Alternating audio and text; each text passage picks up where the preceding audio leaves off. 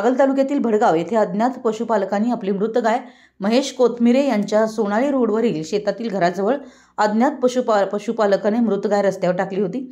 ती गाय अजित भांडवले व अनिकेत खतकर यांनी पाहिली। त्यांनी लगेच गायचे फोटो काढले व गावच्या व्हॉट्सअप ग्रुपवर टाकले।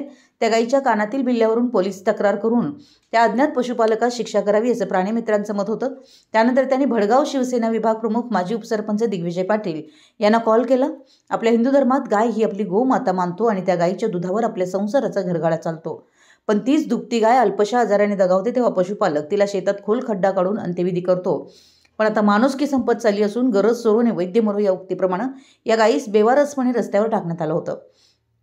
प्राणीमित्र तरुणांची मृत गाय विषयीची तळमळ पाहता पहिलं जेसीबी सांगून अंत्यविधी करूया असं ठरवलं। लगेच त्यांनी भडगाव गावचे जेसीबी ऑपरेटर अक्षय खतकर उर्फ गंगाराम यांना घेऊन चौडाळ येथील युवराज फराकटे यांचे जेसीबी घेऊन त्या जागी आले।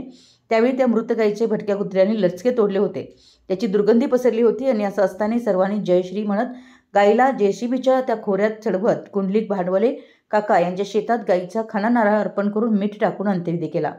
यावेळी अजित भांडवले, तुषार चौगले, अजित पाटील, नागेश सुतार, संग्राम खतकर, राजवर्धन सुतार, स्वप्नील भांडवले, अक्षय खतकर, शिवसेना विभाग प्रमुख माजी उपसरपंच दिग्विजय पाटील या सर्वांनी गोमातेचा अंत्यविधी केला। मराठी न्यूजसाठी कागलहून प्रशांत दळवी।